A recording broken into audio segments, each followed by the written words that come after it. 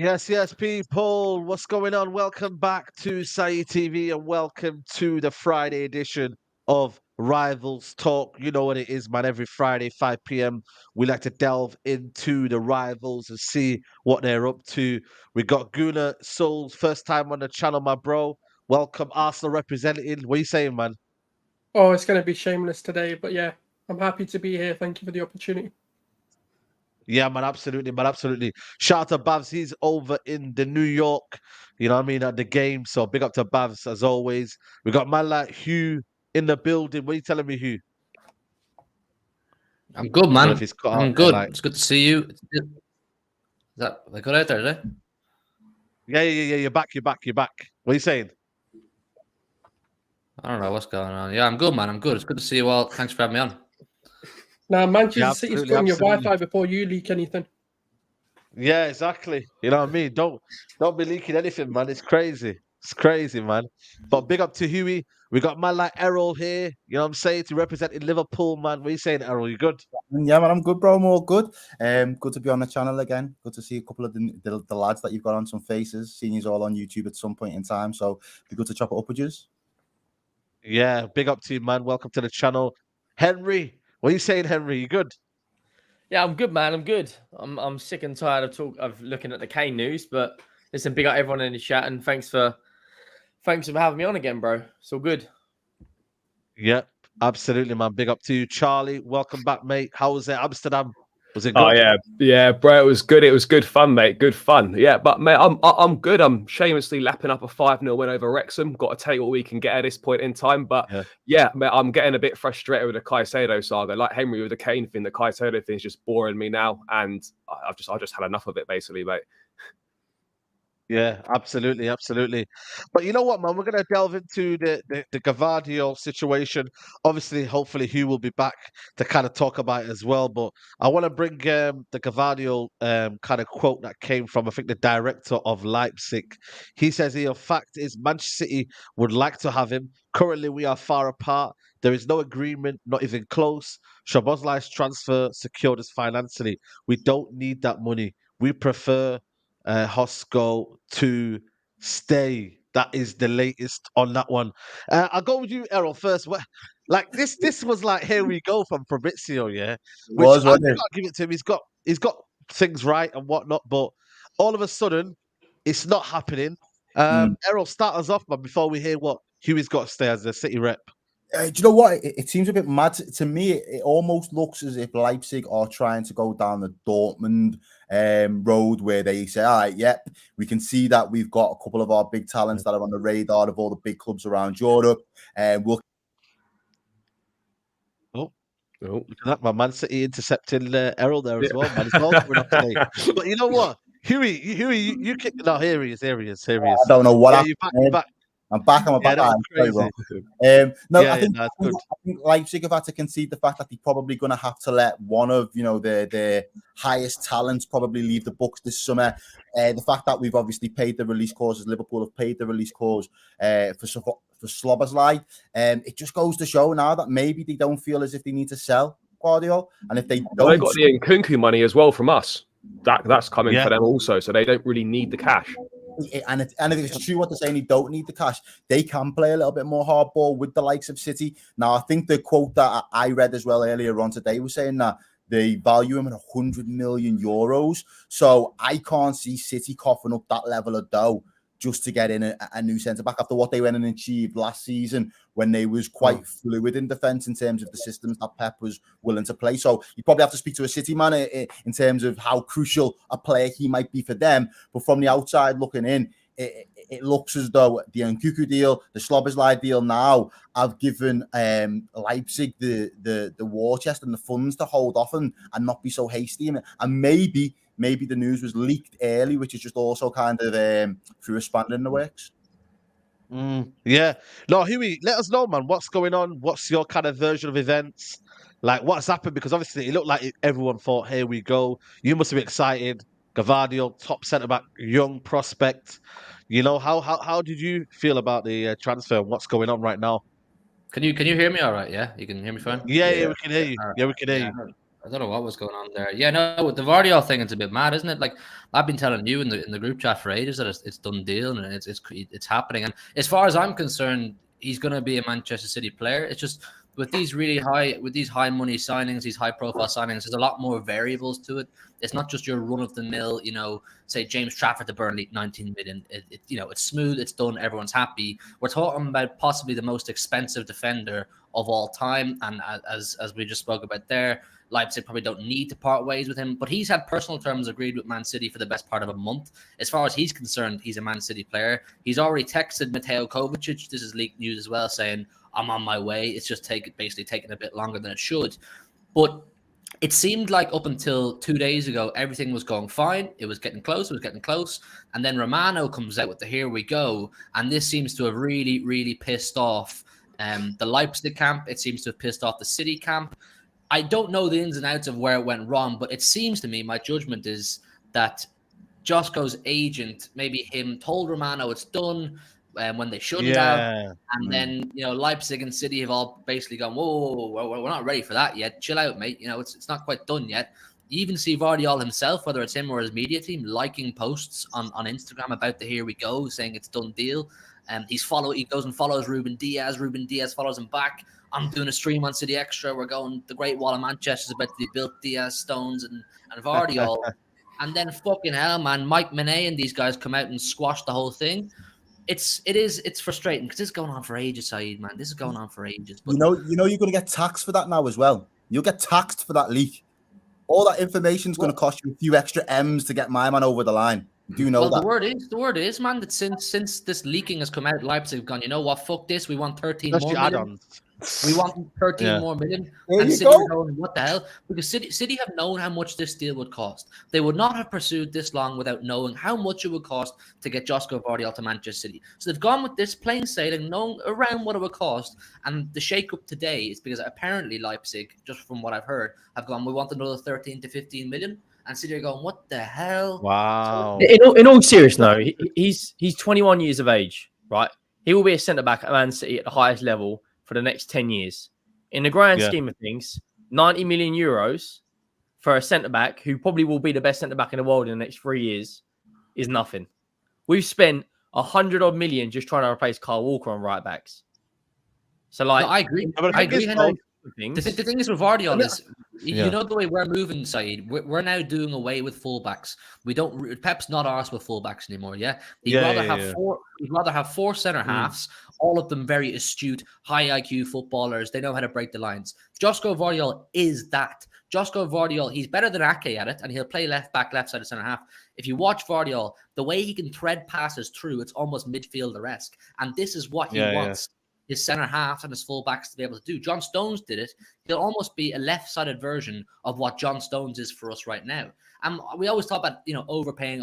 I don't think he's worth 90 million right now, but I do always make it clear that when you pay this money for these players, you're paying for what they're going to become. Leipzig are well aware this guy has a really high ceiling, so you want to come and take possibly the best defender in world football in a few years' time off us, you'll pay big dough. Yeah. You know what it is, though? I think for me, when you look at Gvardiol, this is where I kind of look at it. Will his price go up? Do defenders' prices go up, though, really? Because I'm thinking if he's already 100 million, I don't think Leipzig will ask for 120, 150. I don't think for me that will happen. And Man City don't overpay anyway. They always kind of somehow retract if they don't think it's worth it. It happened with Cucurella. I think it happened with someone else before that. Or Rice as well. Rice, there you go. Rice and Ronaldo as well, but they've put money on the table and not followed it through. There's the whole list, man. Fred, Sanchez, Maguire, all these guys. But there you go. Gvardiol is, if we want Gvardiol, we have to pay the cash now, right? He has a release clause active next summer for, I think, 70 or 80, somewhere around there. Someone in the chat will know the exact figure. So all of a sudden, it becomes a massive deal next summer. Loads of people are trying to get Gvardiol because it's actually relatively cheap compared to what you have to pay now. So I'll be disappointed if City don't get this done. I'll be like, why have we pursued so long with this deal when we've known how much it's going to cost to not get it over the line? We're trying to get rid of Laporte. We expect Laporte to go, whether it's on loan or to be sold to somewhere. And we were told Gvardiol is the replacement. He's what Pep wants. He's going to be a City player. Like he's going to be a City player, 100%. He will be. I believe you. But listen, I don't know, man. Gunnar Schulz, what are you saying, man, in terms of the signing? Do they need him? Is it a case of one of them where Arsenal, you're probably thinking you need a little chance next year, man? Like, how did you react to the news? I'm actually disappointed they haven't got it done. I want no excuses when we beat them to the league next season. And if Gvardiol doesn't happen, they're going to start using excuses like, we didn't get a man over the line. So I want the best City and I want the best Arsenal to go head-to-head next season. And to me, do you know what it is? I love competition. I love it. Because it shows, what we need to do if we don't get it over the line. And do you know what? When they came in for Declan Rice, it was peak. Everyone was scared because, let's be real, like this City team is already a super team. And if they're going to start adding Gvardiol, I want them to stress out a bit. To see Man City fans stressed out after winning a treble, man, it's humbling because they've had it their way every single time they've gone into a transfer. No one else is going for their player. And now they're feeling how other clubs are when it comes to negotiating. Man City have always had it where they've gone in as the big guns and got their man, the price they want to pay. But now a club's actually standing up to them. And that is RB Leipzig, by the way, not a Bayern Munich, not a Barcelona, not a club that's actually competing. A club that is deemed to be small, not to be, disrespectful to them. Which City fan is stressed out? I don't think any fans are. Why would you be worried at City? They always sell at the right time. They always get the recruitment spot on. Why would you worry about Pep? To say we always have our own way in the transfer window is completely wrong. We set our valuation. We'll go up as high as that valuation. If it goes higher than that, you can have the player if you want to pay more. If you want to pay more, he's yours. You did that with Declan Rice. We walked away from Sanchez, Maguire, Fred. We don't bully anybody. We're just astute. It's not about bullying. What I will say is, though, I think the observation is, to an extent, is correct on the fact that if it was another team right now and there would have been like this leak, if that would have been a Man U, if it would have potentially been an Arsenal or maybe a Chelsea, the media would have portrayed it in such a way that those teams are taking an L. Right now, their teams are holding an L. So the media perpetrates that perception, and all of a sudden that trickles down to the fan base, and that's where the worry and the stress settles in amongst fan bases like Chelsea, Arsenal, Man U, even Liverpool to an extent. Maybe because you can't trigger the City fan base in the same way, the media have chose to not go with this kind of narrative. But it is interesting. I think City have been protected to some degree, as opposed to where usually people, if that was a Man U's name on the chopping block right now and they'd have fucked up in the transfer market, you best believe journalists, fan bases are going at them. Why did not put the bids in as well? Why did the numbers not being put out there, by the way, Hugh? But it's not a fuck up in the transfer market because it's not falling through though, has it? It's just that these big transfers always hit a delay. So no. But you know what it is though? Look at the Declan Rice, first bid that went in for Arsenal, embarrassing, blah blah blah. All media journalists, most journalists, should I say, were saying that. Okay. Right? Do you see where it's going from? The narrative, because City aren't gonna get triggered. Their fan base isn't big enough yet to get triggered. And also, they know they're going to get their business done. Regardless of what they end up paying, no one's going to question Man's. Just quickly about City's fan base, right? This lot took 30,000 to League Two away at Blackpool, right? They are one of the best away supported team in the Premier League. When you see a United fan base or when you see like an Arsenal fan base, it's easier to trigger that. Why? This is the thing, right? This is a coping mechanism. Man City's, their mentality is to win at all cost. They've got the best of the best running their football club. They've got Tixi Birkenstein, who built the best footballing academy of the last 30 years. Their chairman come out and addressed the fan base and said, we will win at all cost. They've got the best manager. They've got the best goal scoring number 9. They've got the best midfielder. And they're going to get the best centre-back. Man United and Arsenal, their club, bring out all these coping mechanisms because they're not at the level they were 20 years ago. So there's constant excuses. Man City don't do excuses. It's winning, and that's it. Yeah, money helps. Can I just say something? Do you spend more money than City though? So like, no. But let's give the context to Man City. I think what's Henry's saying there, though. What I think for me though is the kind of the hiding, like this deal here, Gvardiol. There was no fee mentioned. There's been a couple of like situations where I feel like Man City. I get where Gvardiol Schulz is coming from, where there's kind of almost like a feeling that they're hiding something, and obviously it's not being portrayed in the media in that way. Whereas Man United, I don't understand what they're hiding. I'm actually clueless to what you're talking about. You're talking about City being on the chopping block for this transfer. No one's on the chopping block. It hasn't fallen through. As far as I'm concerned, he'll still be. I'm just looking where Gvardiol Schulz is coming from. I'm just trying to I'm not empathise saying they're where hiding Kushu's anything. coming from. I'm just saying this is the first time there's been a go bit of a saga for one of their main targets.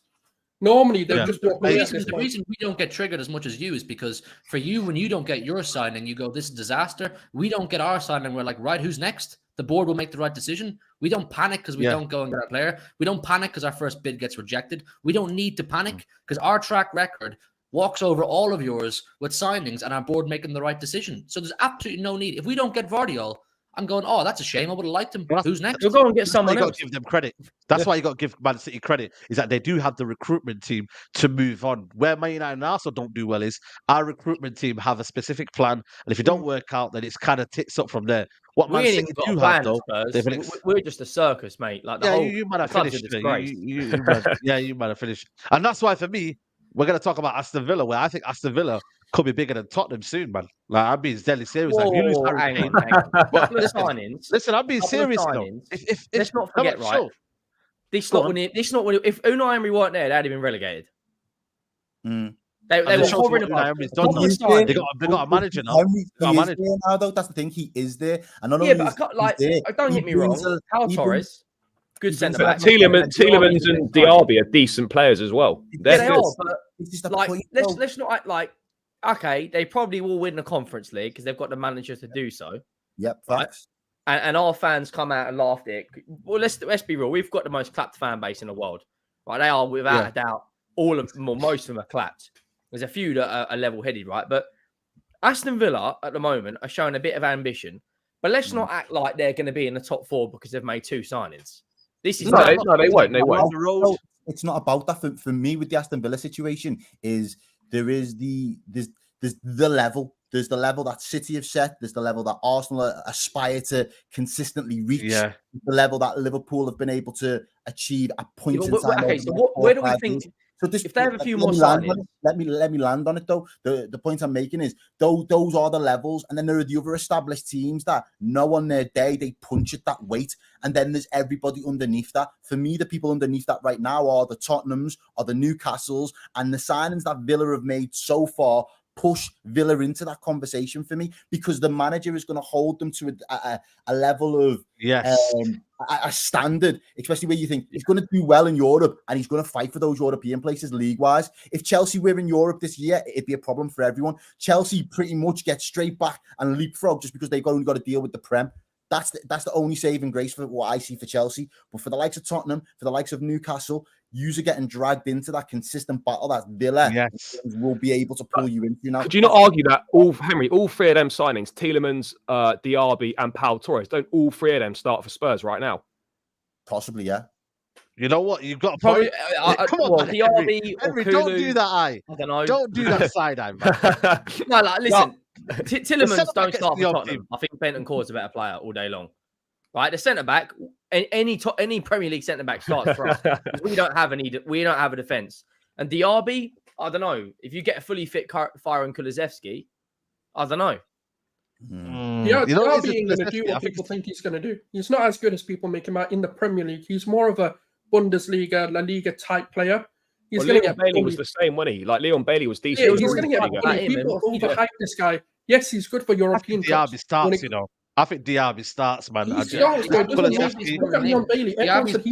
the names that loads of people, City fans, were saying get him in to replace Riyad Mahrez. And I was kind of like, I'm not quite sure. He's one of those players that I am excited to see how he gets on the Premier League, but I'd prefer not at my team, if that makes sense.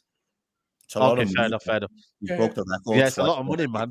It's a lot of money, so there is the pressure there. But in terms of the business and the squad that Unai Emery's building, you've got to put respect on it, because the majority of that core or the spine of that squad, they've got European pedigree in a side that probably gulfs where Aston Villa currently are, but he's managed to bring that crop of players into the team and get them playing to his game plan. To me, over a 38-game season in the Prem as well, because they're only playing in Conference League this year, I think they're going to be a problem. I genuinely do think they'll be a problem. Yeah, they will. That's what we need.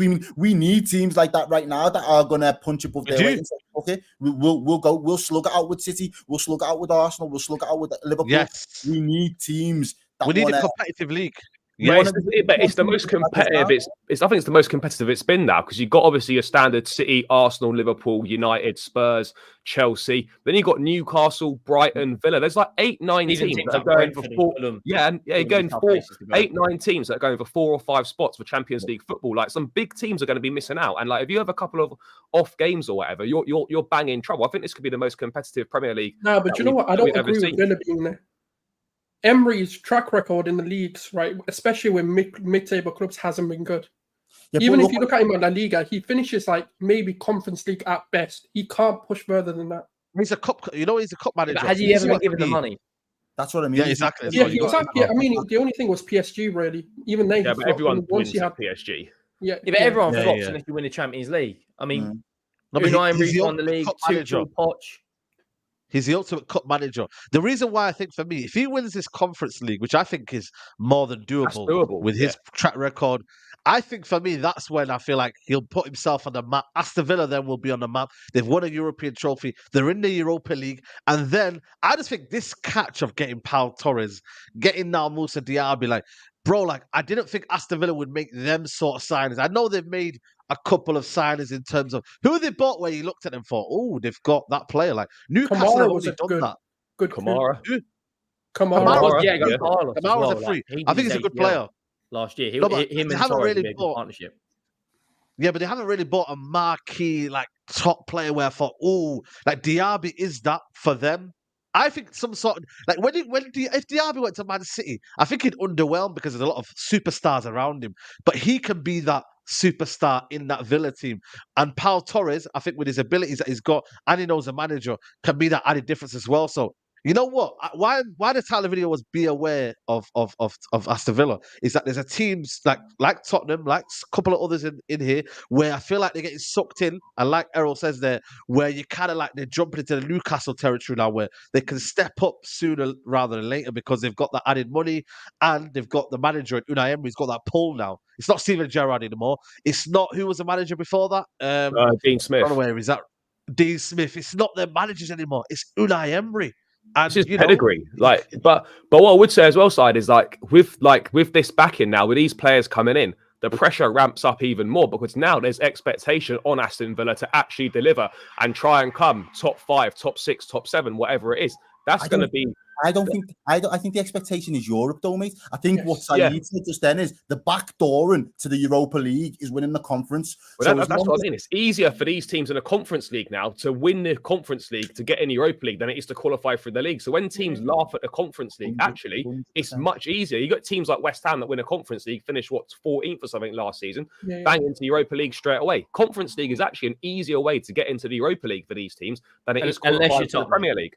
Yeah, you go out of the group. Yeah, but no, 100%. I think that's spot on, and I think that is where his experience propels him. I think that's what gives him the edge in terms of that management style. He doesn't have to hold it down in the league this season. He has to gel these players together. He has to make sure that they are following suit in terms of his methodology and what he expects of them from it in terms of a standard point of view. And if he can get squeeze the best out of them in any competition, he's going to want to squeeze the best out of them in the Conference League because that's going to give him the fruit that the league potentially won't. But if he can still be a thorn in the side of Chelsea on any given day, or City, or Arsenal, or Liverpool, then it's just an added bonus, especially for momentum and belief that you can go toe-to-toe with the big boys. And maybe in the next season or two, more investment, more money, we can actually tackle the league. Will he be the same manager to do that for them? Maybe not. But that squad, if they can keep a squad like that together and get an even better manager that is more league-orientated,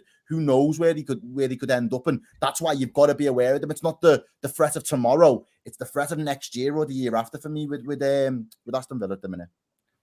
You know, for me, though, there's a lot of Arsenal fans online. I don't know if Julius knows you're one of them, but there's a lot of Arsenal fans a bit, like, I don't know, not jealous, but like a little bit envious of Unai Emery. I know he didn't go well over there, and you got Arteta now, but let's not forget, Arteta's only won 1 trophy in 4 years. And I know it didn't go well for Unai Emery, but if he's found his club now with a club that matches ambitions and they're fully on side and they win a couple of trophies under him, like we have to give respect to what Unai Emery's done in the game. And I feel like, I don't know, man, there's a bit of envious about the way it's gone at Arsenal, but I think Unai Emery is a top manager.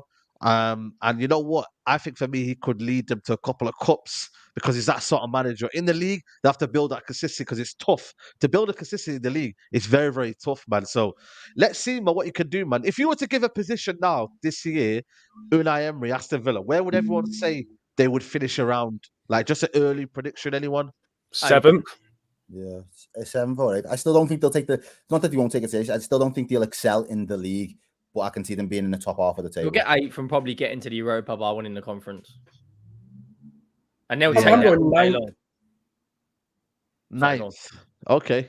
Don't forget though, his league form last season when he came in was still really good. So if he's able to, Yeah, but no competitions though. And as soon as he's got competitions to focus on, I feel like he's a cup manager. Even when you look at Villarreal, when you look at Sevilla, when you look at his time at Valencia, the league was never really the priority for him. He'd rotate in the league just to have like a Copa del Rey.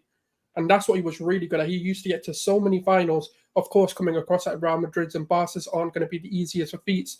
But that's the only issue he has. He gets very kind of tunnel visioned on winning cups rather than the league because he knows he's never going to win the league. So he'll just do as good as he can. Just don't get relegated. Yeah, absolutely. Yeah, you're right. No, 100%, man. Guys, it's 1.2k in here. We've only got 265 likes. That means 1,000 of you, or close to 1,000 of you, have not liked the video yet. Please do that right now. Support the channel. And yeah, man, love to everybody who's here, man. Saeed, are we ever going to see an Arsenal fan who isn't butthurt by other people's success on your show? Oh, I've had. Wait, I'm not butthurt. I've I been actually okay. commended Man City. I said congratulations to them. Hugh knows this as well. I actually DM'd him straight away, said congratulations. I'm not butthurt. Yeah. Okay. Who didn't mention that? So I don't know. You know what I mean? Maybe he was going to tell me, but yeah, listen. I think for me, it's one of them where when you lose the title last season and it kind of like, it's one of them, it takes a while to kind of get over it. So maybe let them get in their feelings, innit, man? You know what I'm saying? So it is what it is, man. But people, we're going to move over to Liverpool. Errol, what are you saying, man? What's the latest on the midfield? I'm hearing Veratti today. A strange one for me, bro. I like Veratti in terms of his player profile. I think he's a top talent across Europe. But I've always had this feeling that he's always injured. So I went to like his injury record list. Do you know my man's missed 40 days of footy to COVID on 3 separate occasions? Like Jurgen Klopp would have fucking kittens. There's no way that he'd have him in his squad with an injury record like that. He's had not alongside Thiago as well with his injury record. And Keita, we can't be buying, we can't be bringing players like that. He's 30, touching 30 now anyway. He's probably on the wrong side of his prime for us anyway, in terms of us trying to get the best out of him. And I'm just thinking to myself, 4 years ago, maybe 3 years ago, even still, but right now, I don't see the sense in it, especially when PSG is still saying that they want upwards of 60 million euros for the player and the wages that they expect them to be on. I don't see why we will have reshaped and pretty much we've axed our midfield. Like literally, we was disappointed from last year's results and the way things panned out, and as a consequence, that whole midfield section, apart from the youth and Thiago, has been taken clean out, is what it looks like. So from my perspective, to go and get another player that's probably going to add to the injury record, that's probably going to lead to more disappointment, it's going to lead to more frustration. From a Liverpool perspective, it'd just be sensible to sidestep and stay away from it. The other thing if you're anything to do with Liverpool in the comments or in the chat or anything like that, you'll know the names that we get touted with the most in the public eye are often the least suspect to really be in the frame for putting on a Liverpool shirt next season. I think we're probably in for somebody that nobody's really spoken about that much. If you wanted to kind of like an educated guess of who we're going to get, talented, but I just don't see him fitting into a Jurgen Klopp's plans. Yeah, no, 100%. You know what it is though? I think he's a top player, but again, on the wrong side of maybe his football career. One of the best midfielders I've seen in the last 10 years in terms of technically wise and just in general press resistant, very, very like a modern day midfielder, man. I just think he's a top player, but I don't know, man. With the way Jurgen Klopp plays with the high energy and whatnot, I don't think they need him. But again, who's in the market? When you look at the market now, people have been saying, has it been Yeah, dead market for midfielders as well. A lot of people are talking about strikers here, but midfielders in terms of defensive midfielders, there's not many around. When you actually deep it, like there's, and if they're at a premium right now. Paulinia's going for what 70 million now. Crystal Palace want for him. Van Carson on West Ham for that.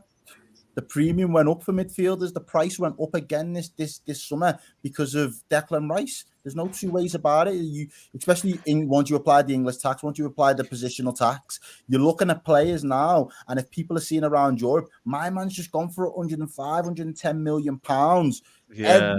Every man in the dog is going to want their dough for their player. You're not just going to get somebody on the cheap. It doesn't work like that anymore. I think you need legs as well. Like you actually need more energy there. 100%. Like big time. I don't think Veratti would he can dictate games, but you need just more energy. Like I don't know. There'll be players out there, but this is where you need to use your scouting network, and everyone wants to make a Brighton signing until it comes down to making a Brighton signing. They pull out gems, hand over fist. They'll be signing someone from Uzbekistan who will come in and be a world beater. This is what they do. Now the biggest problem Liverpool have is they need a consistent. When you look at the most consistent teams in Europe, their number 6 has pretty much played the entire season. Look at Man City with Rodri. Look at Partey as well. Yes, he had a few injuries, but you'd still say 35 games or so. If the problem with bringing a Veratti, and yes, it might be profile-wise probably a good signing for them, but if he's only going to play 20 games, you come into the same issues that most teams come into. The best you're going to achieve is top 4. If Liverpool want the ambitions of old, like they have been for the previous seasons, they're going to need to bring in someone who has shown reliability. Now, COVID is a difficult one because of how strict countries have been. Even if you just have a false positive, you can't play.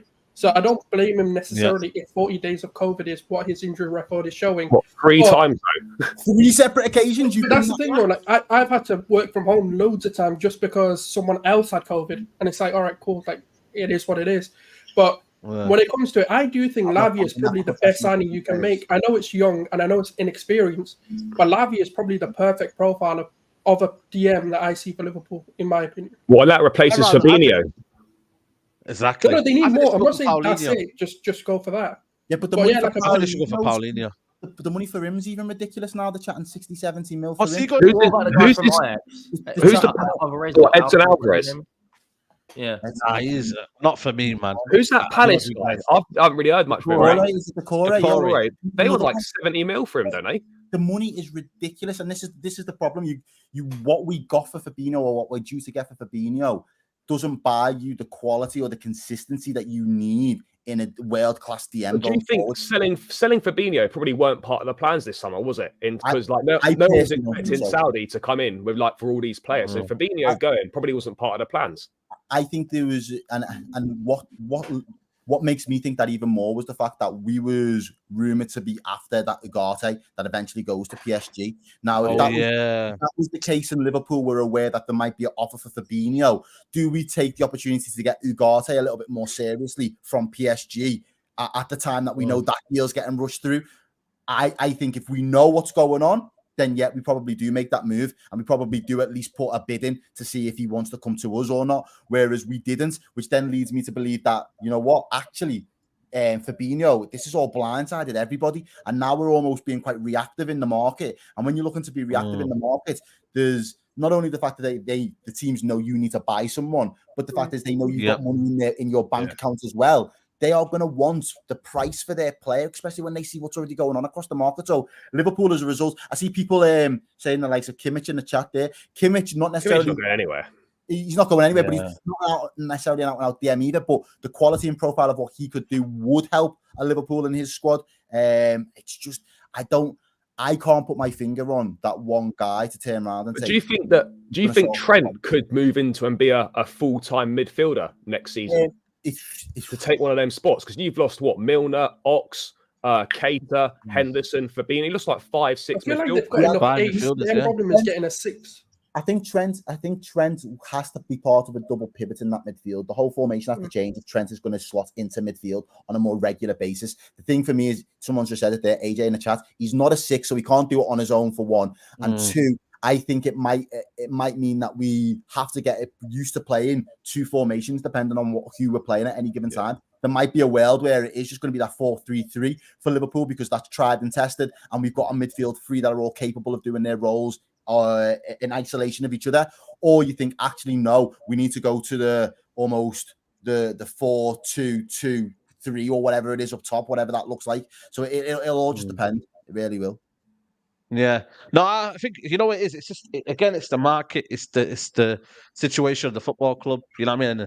And Liverpool, the thing is for me, Lavia, you're paying for the future. You're paying for what you need. You know what I mean? In 2-3 years' time, where he could be at his really, really like his experienced role. But right now, you know what I mean? Like that midfield again could be a hindrance because you don't have balance. You might have McAllister, you might have Szoboszlai, but you won't have that balance in there. And like I said, yeah, the DM market.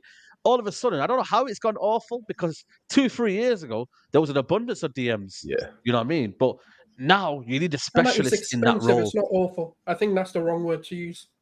Okay. Oh, yeah. You know what? That's it then. It's a premium then. It's a premium. Whereas a striker is awful. The striker department is awful. The market for strikers.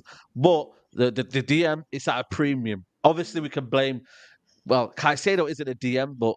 You know what I mean? Chelsea ended up using the Enzo thing set it off, innit? Because like you look at Enzo deal, and then West Ham were like, right, well, if Enzo's gone for that, we want similar for Rice. And then, you know, Brighton are looking at, right, well, if Rice has gone for that, Enzo's gone for that, we want similar money for Caicedo. Domino effect, doesn't it? Yeah, exactly. Yeah, no, 100%. You're right, man. And like I said, does anyone think Lavia will get a move this summer? Maybe not.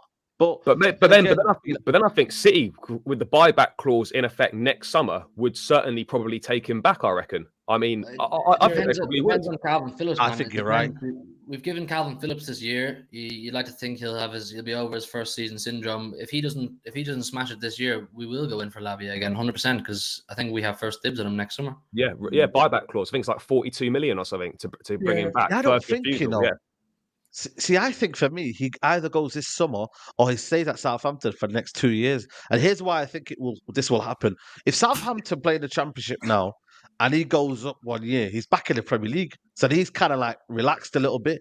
And then also, it's like, if he's in the Championship and he's balling out, everyone's going to be like, well, really, Championship, you know what I mean? And then what happens then is everyone gets to find the new toy. And the new toy is probably another player that's around there. So for me, he's got to really get a move in now. And then later on set himself up for the next, how many years? Not that saying Lavia won't be a viable option for people next summer, but if he's in a year in the Championship, I don't know, man. Everyone likes that nice, shiny toy, and I don't know, man. It's one of them. Like sometimes you miss your move, and then you stay at Southampton. I don't know. Look, Callum Hudson-Odoi, if he would have moved to Bayern, his footballing career is completely different. But he stays, and all of a sudden now he's on the fringes of things. Do you know what I mean? So you've got. I think you make a good point. I think the underlying thing for Liverpool is more than the profile is the availability. That is the biggest thing. So what we ultimately have to pay for is someone that is going to be reliable and available more often than he's not. Since we lost Gini, we haven't had that in abundance in midfield. Even Henderson last season had his injury record. Thiago's had his injury issues. You know, Naby Keita, Oxlade-Chamberlain. So you're really relying on two people maybe in that midfield to carry the bulk of the weight and the strain of your whole midfield engine room to carry it through a season. And we've seen it last season. That's just simple. When you're competing against Arsenal, you're competing against Man U, Man City. It's not enough. So I would pay to get that. But if you're going to pay, we just spoke about Veratti, 30 years of age, you're going to pay £70 million. Where would you be better putting that 70 mil? It's the same conversation that we've just been having about, Gvardiol. He's 21. You want to pay £90 million over the course of his 5-6 year contract. Yeah. You're paying relatively low fees for actually what you're getting. And then when, 5 years down the line and he's in his prime, you have got a £90 million centre-back. I think that's the way Liverpool have got to look at it. You're going to want someone that's going to be available, but you're going to want to pay 60, 70 million for a player that in 2, 3, 4 years' time is going to be considered world-class in that position, especially if they're going to be a specialist number 6. I think that is Lavia, though, isn't it? I think that kind of screams of Lavia. To me, I think there's more of a feeling across the board that from Liverpool anyway that it's probably Caicedo. The opportunity for us to say if we're going to splash the money, you may as well go and get Caicedo. There's a store with Chelsea at the minute. It's not a foregone conclusion that he's going to them. If you're going to turn anybody into that particular role, Caicedo's that guy. But then you're probably thinking it comes down to the money issue at that point. We can get Lavia from hopefully cheaper than half price. You get half price for the Caicedo deal, pretty much. So it's like, yeah, well, are you getting half basically the price, half the player, or are you getting half price and 3/4 of the player? So you may as well get him. I think that's what they're probably weighing up at the moment. Yeah. No, you're right, man. You're right. Guys, still 1.4K in here. Make sure you guys are liking the video. You know what I mean? One click of a finger, people. So please hit that like button, support the channel. Want to talk on Tottenham and basically some reports saying that Vlahovic might be on his way to Bayern Munich. There's some reports coming out from Italian journalists. That's a bit of a strange one when they're kind of chasing down Harry Kane. Could be a leak though to put pressure on Spurs. Maybe could be leaking it out. Maybe leaking it out. Yeah, that might be just kind of leaking it out and whatnot. But you know what? It's good news for you then. If that's the case, I still think that they're in for Harry Kane. They want him, but they do need a striker, and they are desperate to get a striker. So you never know, man. What could happen? But what are you saying, Henry? What's the situation with Harry Kane? Is he now rejected the contract? What's going on now? So Ali Gold, who's like in the Tottenham world, is like Romano, basically come out and said that there's a 400 grand a week offer going to be on the table for Harry Kane, which will make him the most highest paid player in our club's history. And they're even looking beyond his career at potentially being like offering him a coach's career at Tottenham. I don't know why. If the guy wants a trophy, he don't want to be a coach at this football club. It's as simple as that.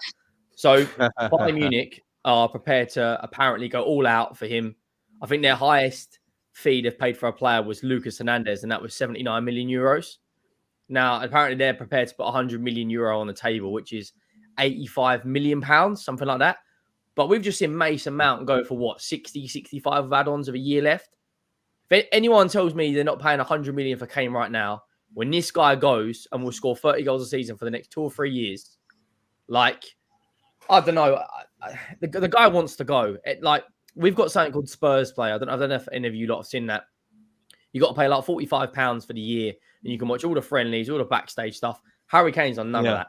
It's all about Maddison. It's all about Son, the relationships, the PR. Harry Kane hasn't done a single interview with Sky, with Beat, or whatever BT's called now.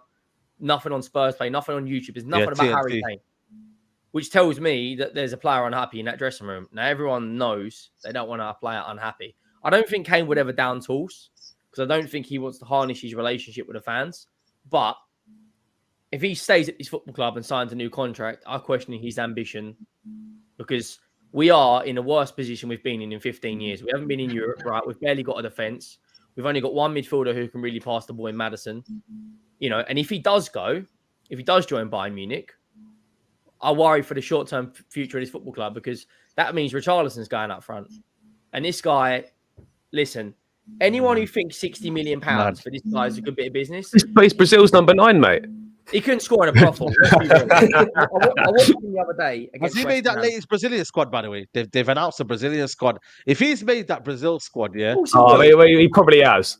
When he plays for Brazil, he scores goals. When he plays for Tottenham, he can't. Yeah, he has. I watched he has. Oh, man. I watched him against West Ham. That's crazy, man. We played our man. first 11, which would be our strongest team without Son and Bentancur. We were awful. We brought on all the scrubs. Richarlison had 7 shots in the second half. Right, it was offside for 3 of them.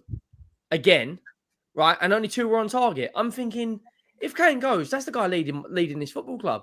Yeah. Like, you replace Harry Kane, surely. You'll go and you get 2 strikers. The problem is, there is life at this football club without him. There's life after Ginola, Gazza, Bau, Modric, Berbatov. But he's more important than any of those players. He's more important, I would argue, right now than any other player at any other football club to what that football club does. Without his goals last year, we finished 16th. 16th. It's bigger than Bale leaving. Can I ask you a question? It's bigger than Bale leaving. 100%. Yeah. Like, it is. When he has a bad game, Tottenham have a bad game. We need to get you. If you look at Brighton, right, they don't have a 30-goal season player. They've got 4 or 5 players who will get 8 to 10 goals. This is what I said, though. This is what I said, Henry. I think now Tottenham need to revolutionise into a team that plays as a better team and just cash in now. And then later on do what because I think Postecoglou, from what I've heard and what Huey said, if he can mould a team around what he wants and makes Tottenham a better team for for the fans and just in general. He did. It's better for you guys to move on. That's what I would 100%. kind of like think would be better. But you got to decide it quickly, though, innit? Though, because otherwise you're going to leave yourself not enough time to get replacements in. So you've got to get it decided one way or another. Because you're getting closer and closer to the season starting. And now. the problem is, the striker market at the moment is weak as piss. You look around and think, who's coming in and scoring 30 goals in a team that don't even have? If Maddison gets injured, who's giving this striker the ball? Because our midfield, I tell you now, it is like Burnley, not Burnley, Crystal Palace. Like a lot of them, like Decore would arguably get in this team. Right, Eze gets in this team. Bentancur and Maddison. Bentancur ain't going to be fit though in January. There's no DM though. You need a DM. You need a DM, we need a DM. We've got Bissouma, who I think will be starting in this. I think he will be like a new signing for us because last year he was injured, COVID, all the other excuses we want to put out there. You got Maddison as the 10, Bissouma as the 8. What about Ndombele? Oh, let's not do this. this guy. But seriously, do you think he's done? Like, no more chances for him? If we keep him at this football club, we're a disgrace. Who paid 60 million pounds for a player? He's got all the technical ability in the world. Let's not get it twisted. On the ball, he is cold. But your best ability is availability. And if you're only giving me 15 minutes a week, see you later. And we paid 60 million pounds for this guy. So he goes to Napoli, wins the league title, and comes back more decorated than Harry Kane. Like, that's our record signing. Get rid of this guy. I think Lascelles a good player, you know. He's a tiny little player, but again, I don't think Tottenham will use him. One little cameo against West Ham's. This is the West Ham team. It didn't have Paqueta, didn't have Ben Rama, didn't have Antonio, didn't have Aguerd, didn't have. They had 4 academy players playing, and they still scored 3 goals against us. Yeah. Like, that's the reason why you need to move on from Kane, because I do think it to some degree is a hindrance. The longer he stays, the less you're going to plan without him.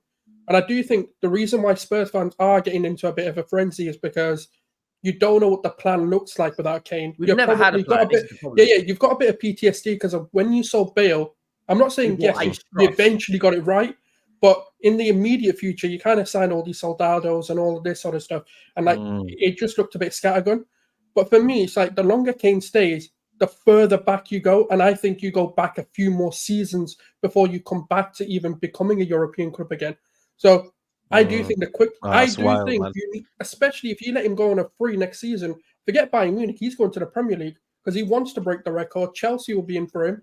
Shamelessly, you don't even know. Football's crazy. If he could be coming to Arsenal, it could be a Sol Campbell situation. He can sign a pre-contract in January. Like Spurs surely can't allow that to happen. They have to get rid of him. They have to get rid of him this summer. Then firstly, your owners are already stingy as it is.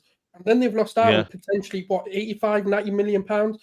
The thing is, you already need that money because it seems like you've blown the money the owners are probably putting it on Maddison and whoever else you bought in the goalkeeper, etc. It's a bit techie for you guys. It's a hard situation, but I do think at some point, and I do think there's a secondary situation that's going to happen this summer. I think United are waiting for Bayern Munich's offer to be somewhat accepted, and then we're getting Hoyland, man. No. Like to jump in and put an extra 10, 15. Because the problem is, if any Premier League club United got no cash. But the thing is, if anyone goes in for Kane, the baseline price for Kane goes up.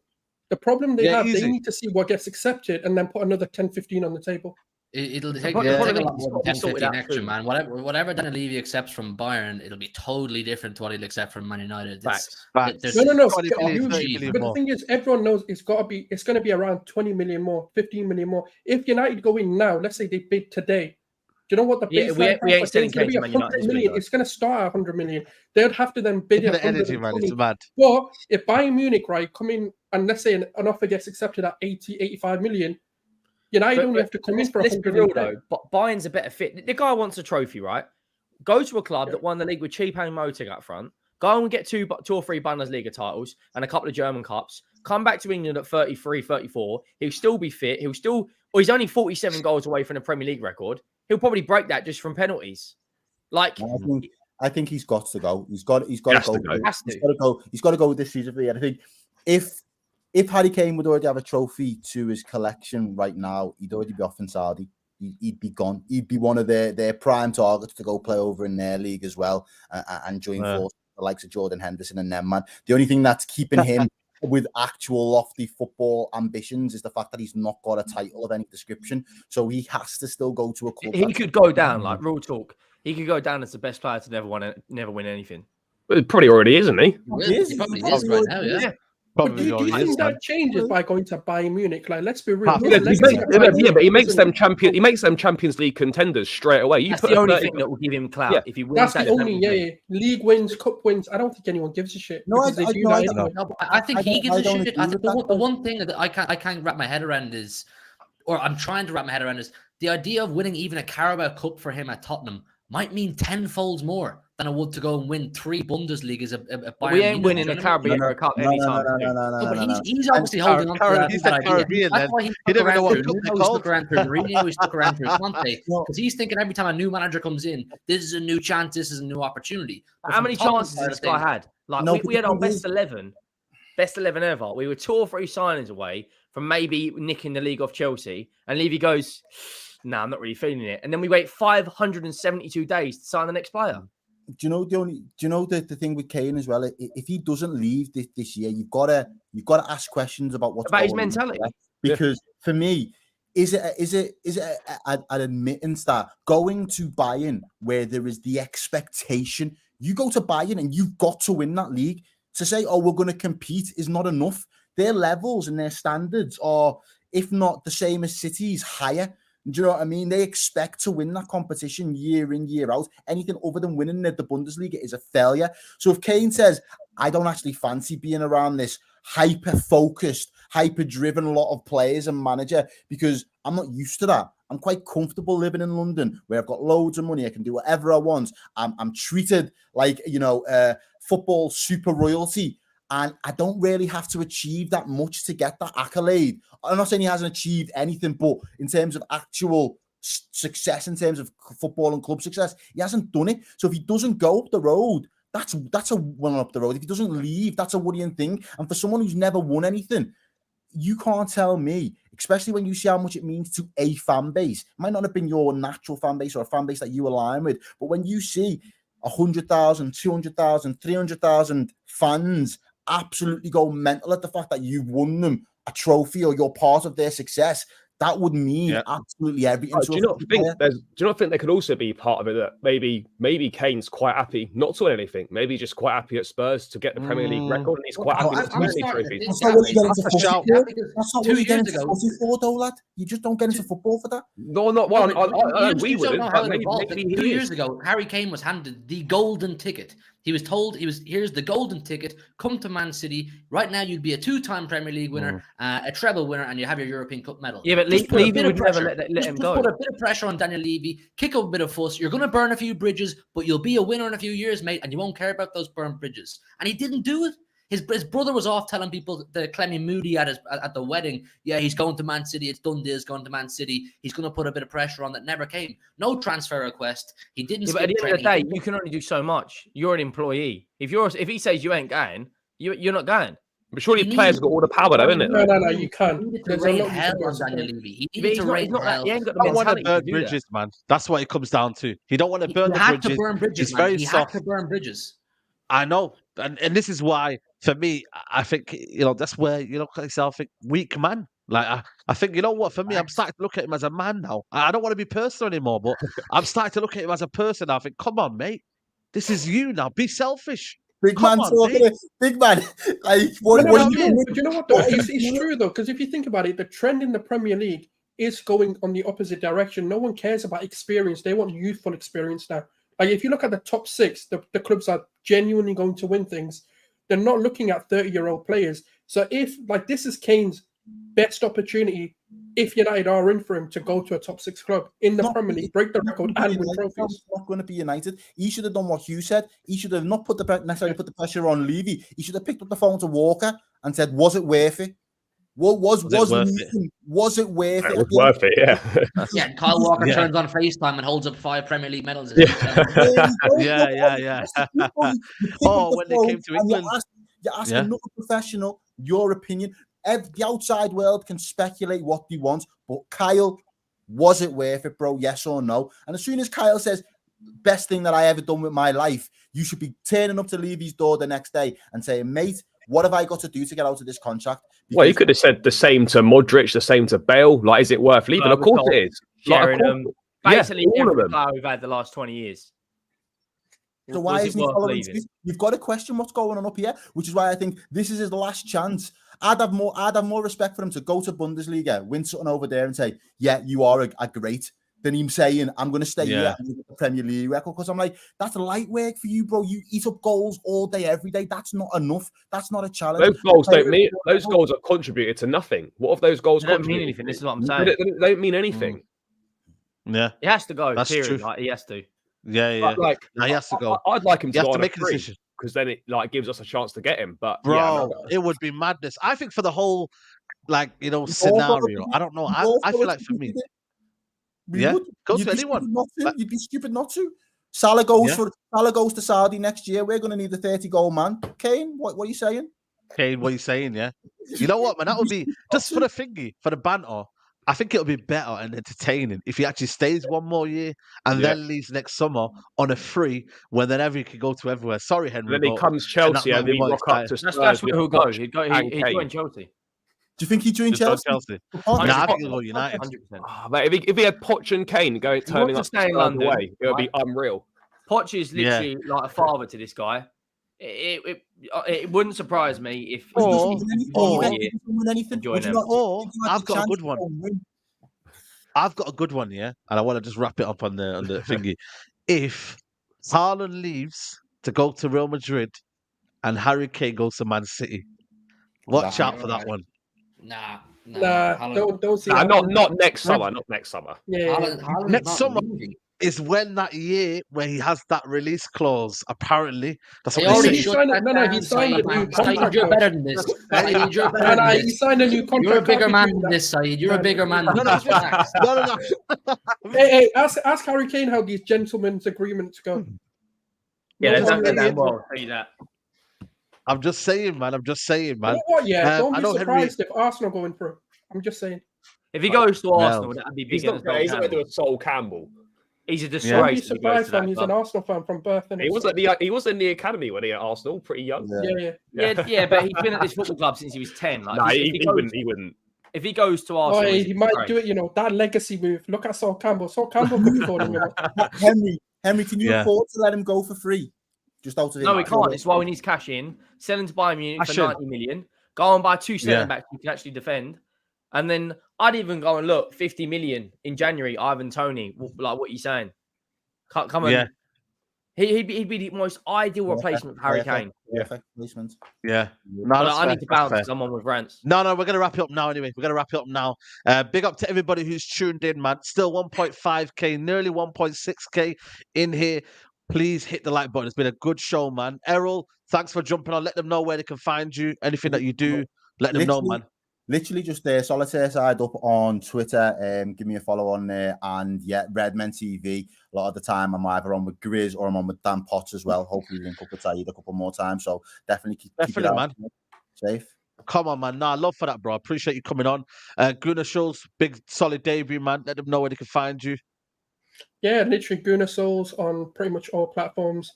And you'll see me around on YouTube just rattling people up now. So Yeah, absolutely, man. Henry, big up to you for coming on, man. Yeah, just at Henry Wright TV on basically everything. I think Instagram's 365. And obviously big up. Thanks for having me on, bro. And big up everyone in the chat. Yeah, big up to you, man. And big up to you, Huey, man. Let them know you got your new channel rolling now. So let them know what he's saying. Yeah, man. You find me every day on City Extra, talking all things City. But I've got that new project. Just search up HMTV 1894, new personal channel. We're on the road to 10K. I think we're on like 6.5 now. So any support there. Big up to all the panel and the chat as well. Thanks for having me on. Yeah, absolutely, man. And Charlie, let them know where they can find you, mate. Yeah, mate. Thanks for having me as always, Saeed, bro. Guys, can find me over on Chelsea Fan TV and on my own channel, Blue Brother CFC as well. Almost at 4K now. So going along quite nicely on that one. Yeah, man. Big up to you guys. Big up to you. I'll be back live at 10 p.m, people. We got some news on Ilanga. He's gone to Forest. News on Hoyland as well. So, man. Tune in 10 p.m. Debate show. And, man, we'll see you out, guys.